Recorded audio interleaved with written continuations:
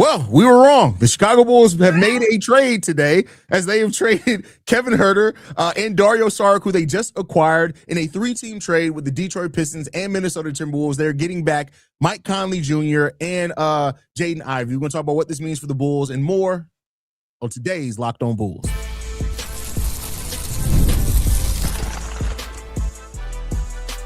You are Locked On Bulls, your daily Chicago Bulls podcast. Part of the Locked On Podcast Network, your team every day.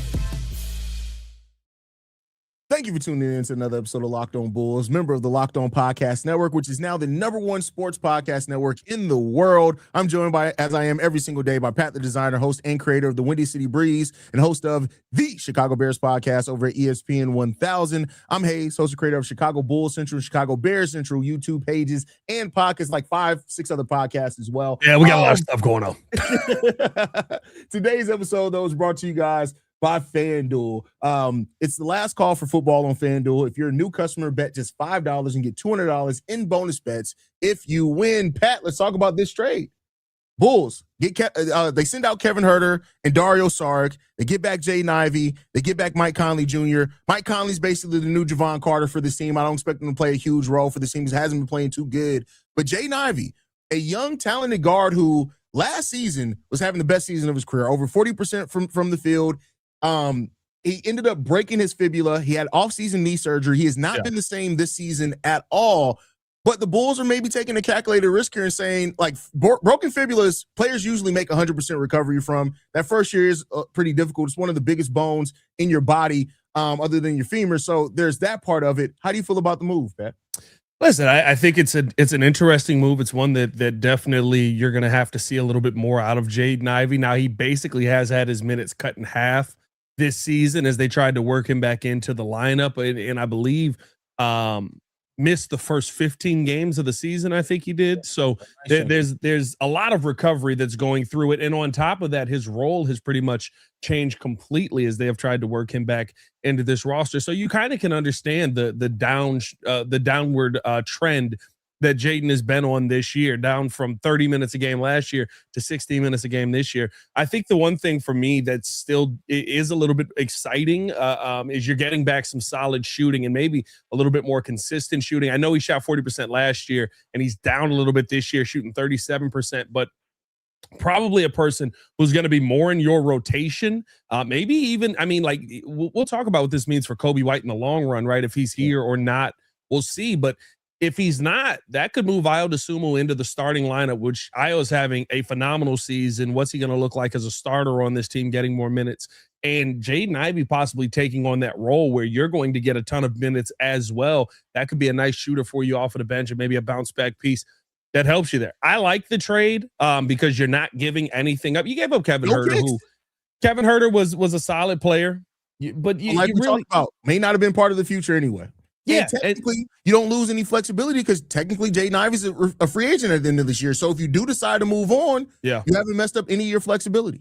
No, I love it from that standpoint. I think it's one that's going to help the Bulls be able to maneuver some pieces around, and maybe it's one where teams come calling for a guy like Mike Conley. I know we say, maybe he's the Javon Carter of this team, but one of two things is going to happen here. Either one, you bring Mike Conley in and you say, hey, does anybody want a good point guard? And you're still able to possibly flip him or maybe buy him out, one or the other. Or two, realistically speaking, maybe Mike Conley's the person that walks in and goes, what the F are y'all doing?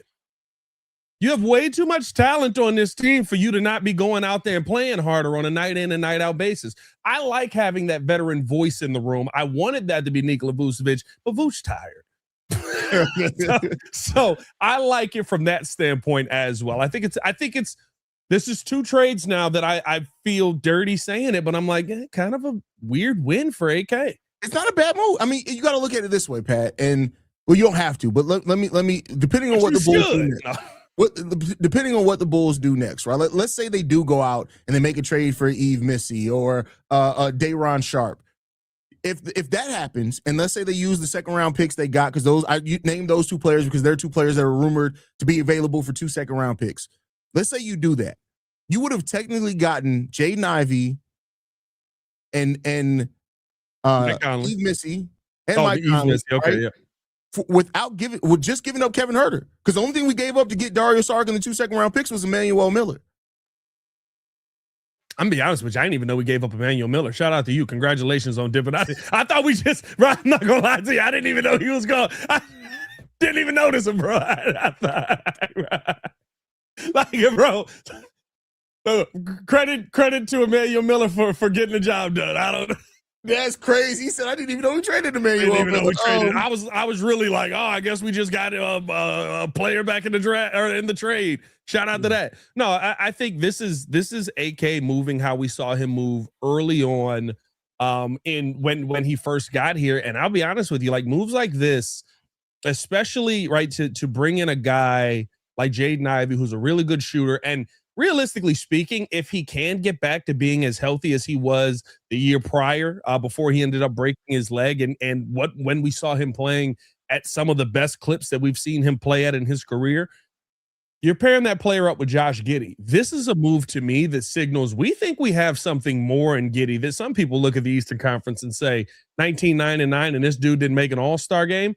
I think this could be a big conversation on, we're looking at, is it Kobe? Is it Modest? Is it who's the future of this team? Magic Giddey might be the future of this team, though. Let me ask you this. Of course, it's dependent upon Jaden Ivey getting back to what he looked like last season. So we may not see that. Maybe we see it this season. Maybe we don't see it till next season. But do you think that Jaden Ivey is a more natural fit to Giddey potentially than Kobe White? Or do you look at it and say, this is a move that says Iowa's the new starting two, Jaden Ivey's our scorer off the bench?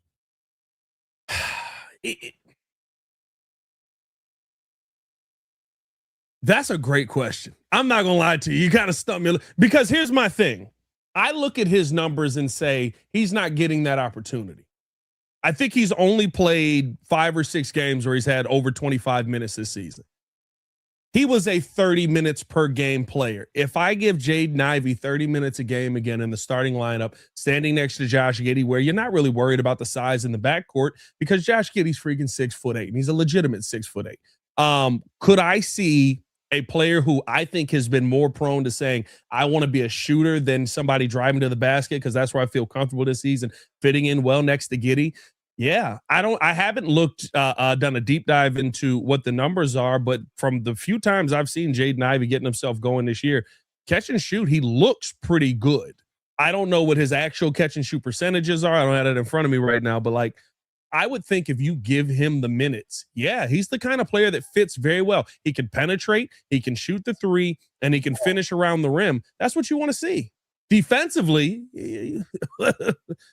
I guess you didn't get worse. Kobe's not a great defender either, so you didn't get worse. Like, yeah, I mean, you do lose some on size. Like, you lose a lot on size. You lose a lot on size because 6'3" is 6'3", air quotes. Yeah, I'm gonna look up his draft combine because that's usually where you can see the real height. But yeah, I like I said, it's not a bad move, and it has the potential to be a really good move for Jaden Ivey. If you get Jaden Ivey back to what he was in 2024-25, it can be Pat, I think we're both wrong. Jaden Ivey measured at 6'4" without shoes at the draft combine. Really? Without shoes. And he has a 6'10" wingspan.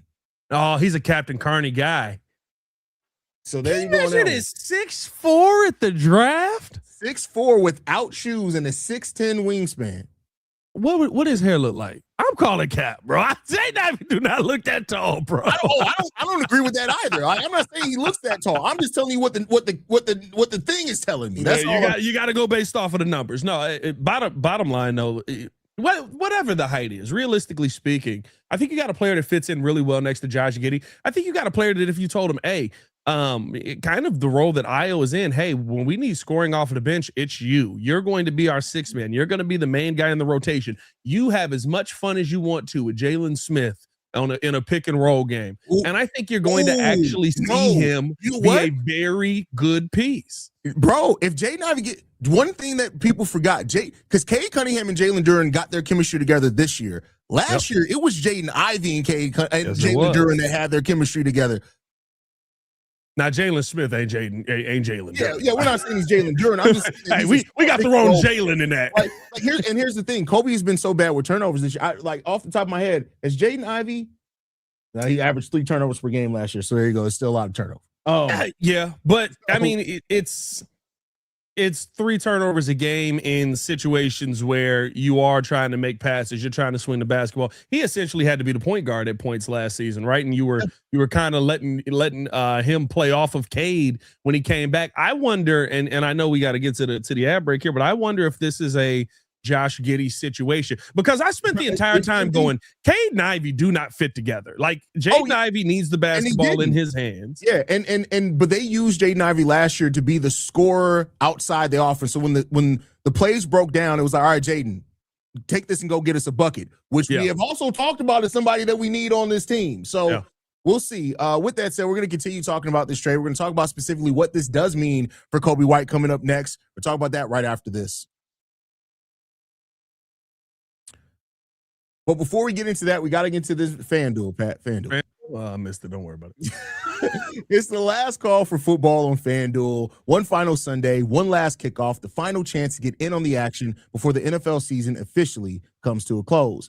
This is Super Bowl 60, and FanDuel is making sure you're right in the middle of it with a special offer just in time for the biggest game of the year. Whether you're backing the favorite, riding the underdog, or building one of the last same-game parlays, this is the game everyone's been waiting for. This is where predictions turns into plays, stats turn into storylines, and every snap feels bigger. It's the perfect way to cap off the season and make the Super Bowl even more exciting from kickoff to final whistle. If you're a new customer, just bet $5 and get $200 in bonus bets if you win.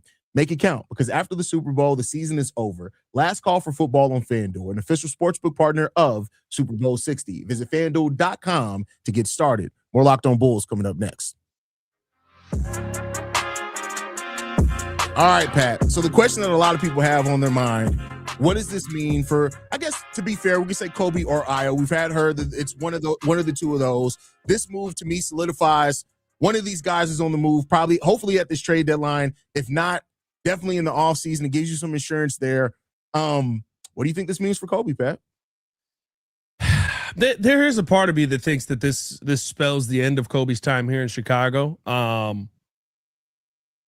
would I be surprised if AK is sitting there going in his office going, now hold on though. What if I give you a lineup of Giddey, Ivey, Io, Coby, Modest? Oh, now I'm like, I wouldn't be shocked by it. I think it's a move that you have to make if you're talking about getting something back for a player that you may not end up re-signing. I would assume you didn't trade for Jaden Ivey to not keep him around here and kind of see what he's going to end up being, unless your plan is we're going to sign and trade him this offseason and he's a valuable asset to have. I also don't know if this is the move that you look at and you go, this is what's going to help them get to the playoffs. This is almost kind of a different face, same case kind of situation. Like, you hope that Jaden Ivey is different, but the basis of it is essentially Jaden Ivey could be Coby White. And maybe you have that already with shorter and maybe more burst around the rim. Either way, to me, for Coby, I don't see how it makes sense for you to keep him on a team that you're going to have Ivey play on, unless you plan on flipping Ivey again to maybe a team that wanted him more than you do, or moving on from Coby, because they don't make sense on the same team. Io makes sense with everybody. Here's the thing, Pat. Let me again, you know, I've been lately playing my devil's advocate because we agree about all of this. So let me state this first, because people be like, how can you disagree with Pat on that, Hayes? I agree. I'm offering a devil's advocate. Different perspective. Yeah, exactly. What if, Pat, this, because we know AK, what if it is now he says, all right, now I feel comfortable starting Io at the 3. So then Jaden Ivey's your guard off the bench. Because Io DeSumo, technically bigger than Isaac Okoro, was playing the 3. He's taller, he has a longer wingspan, he's stronger. 6'6", 6'5". Isaac Okoro 6'4", Io DeSumo 6'5". 6'5".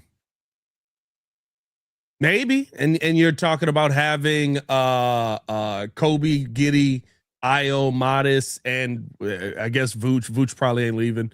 Yeah. And then off of the bench, you've got Ivey and you've got Okoro, which is an offense. Okoro, which is better in smaller minutes with people. I can see it working. Again, would it surprise me if that's the path AK goes? No. I don't think you're getting the most out of Jaden Ivey in that situation. As you can see from his time in Detroit, maybe it is just him getting himself back in here, but he's not the same player off of the bench as he is when he was in the starting lineup. The difference is, though, if Io's moving to the starting lineup and you're moving Ivey to Io's role, he'll still be getting 26 minutes off the bench. True. That is true. He would get more time in and there'd be more time to play. I think you put yourself in some tough situations with guard rotations, though. Like, there's going to come a point in the game where you're going to have Ivey, Kobe, and Io on the floor at the same time, just rotating guys in because you don't have enough bigs to offset it. This is true as well. Very true. So is that a lineup that you want to get caught in? It's great if they're all knocking down shots, but it's really, really rough. Very cold, very quickly. It can get very cold, very real fast. You know what I mean? No, like that's the tough part. It's like 0 from 20 in this quarter. What happened? We haven't. But realistically speaking, I mean, we did go 1 for 11 from 3 in the first half the other day, so maybe it's nothing different. Yeah. No, I just, it would be interesting to see how Billy would fit that all together. To me, if you're going to get Jaden Ivey, I think that I kind of like the idea of if you move on from Kobe, you try to insert him into the starting lineup, but you're playing the same game that you played again, right? And realistically, you're getting shorter at that position. Now you're getting more length, but I wouldn't call Ivey a defender. I wouldn't say that length is helping him keep guys in front of him. Yeah, I'd have to look. I've never looked at Jaden Ivey's defensive metrics. I have to look at it, but I don't think they're good.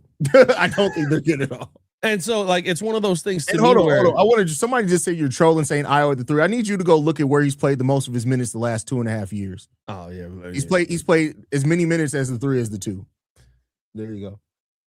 Well, let's see Io and just be like, well, he was a point guard at Illinois, so he must play point. He almost never plays point guard in college. That means he's a point guard now. It's like Zach LaVine was a point guard in college. You want Zach LaVine playing point guard for you right now? I mean, listen, Dalen Terry was a point guard in college. You don't want him touching the basketball. No, like, to me, it's one of those things that I look at and I feel like the Bulls have a good opportunity to maybe get the most out of a player here, but it goes back to the conversation we were having earlier, Hayes. You want to guess Jaden Ivey's career defensive rating? I'm going to go 124. Oh, that would be historically bad. 120.9. I'm not that far off. 1 points on the defensive rating is pretty bad. It's pretty. Yeah, it's horrible. I'm not saying it's good, but I wasn't planning on it being good. I look at it and I say there's an opportunity for you to have something work really well here. But here's the part that it gets scary with. Is the Bulls organization, going back to the conversation we had earlier, is the Bulls organization the kind of organization that's going to develop somebody and get the most out of them? That's the question here. That's the part where this gets ugly, bro. I don't know. I don't know if the answer is yes to that. And that's where you start to get a little concerned, because I think Jaden Ivey is a true talent. But I also think he went through a traumatic injury, and he clearly, if you've watched him play, if you watch Piston basketball at all this year, when you see him on the floor, he does not trust where his knee is at right now.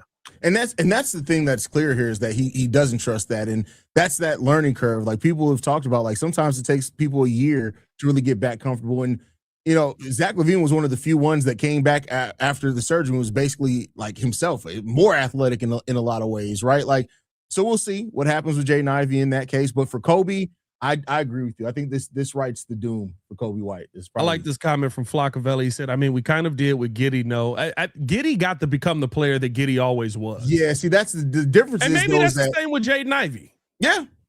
And that's why the question originally was, like, is he a better fit with Giddey? Because if he's a more natural fit with Josh Giddey, then there's reason to believe he's going to be able to hit that. Now, here's the part that's going to be tough, though.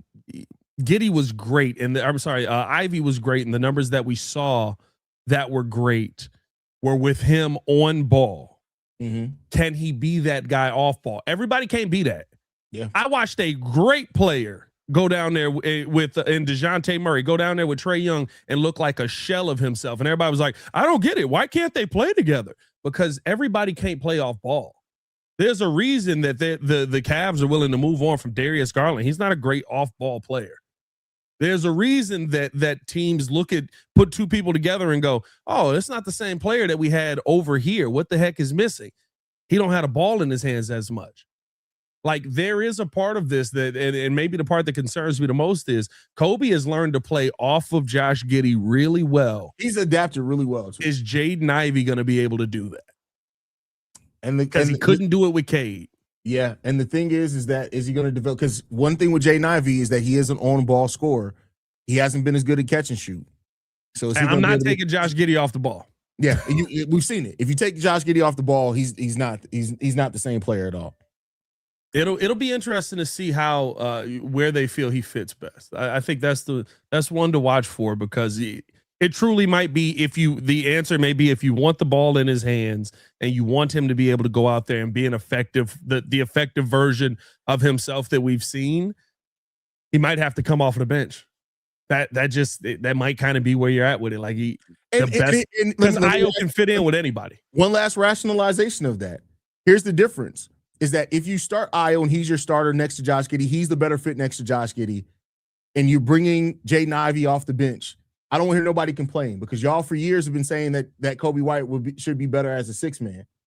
So you're basically replacing it with somebody who's going to get paid a fraction of what Kobe plays to play that role. Yeah. And we'll see how that works out for the Bulls. Hopefully it's something that does make sense. We got to talk about our more moves coming for this team coming up next. But first, we got to get into a message from our sponsors over at Quo and Game Time.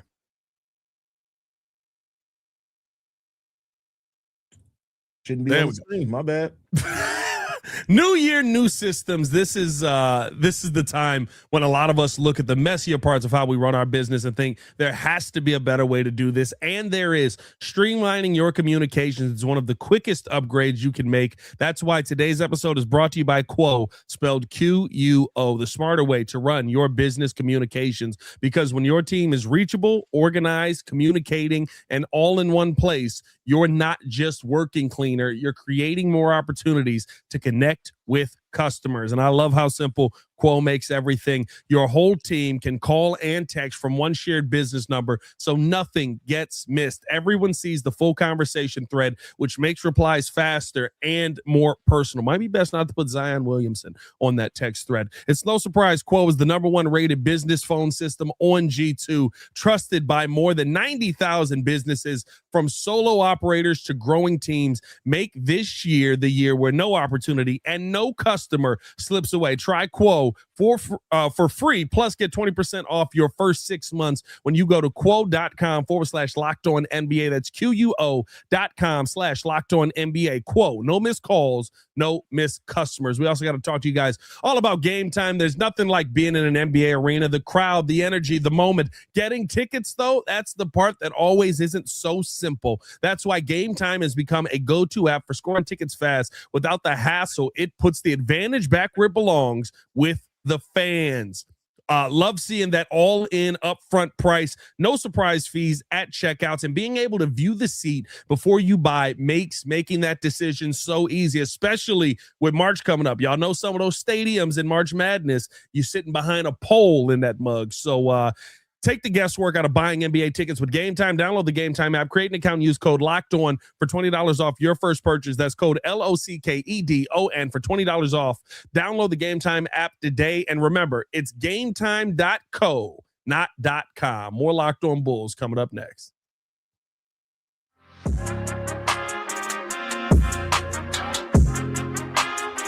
I pressed the button too. That's what happened there. That's what happened. It's all good. All right, Pat. So, are more moves coming? Here's the question I want to ask you.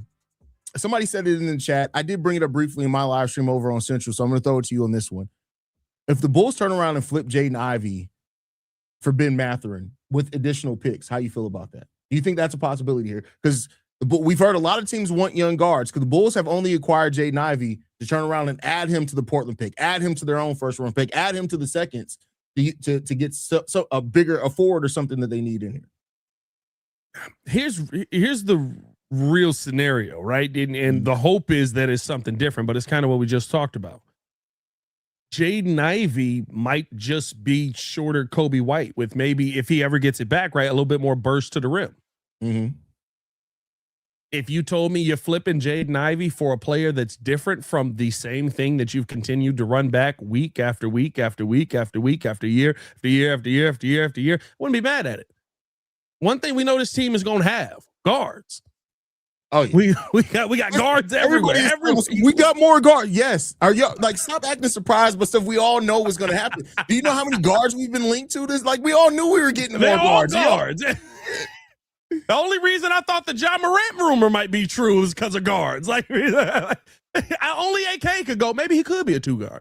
Like to me, I think that's the part where I look at, what Jaden Ivey is, and I hope that he does achieve more than maybe what a Kobe White has here, or maybe what a Ayo Dosunmu has here. I hope that he can be a piece that really does start to turn the tide of winning here. I just don't know if that's going to be the case. I think he's incredibly talented. Guess what? So's Kobe. Yeah. I think that when he's on the floor, he's phenomenal. Guess what? So's Kobe.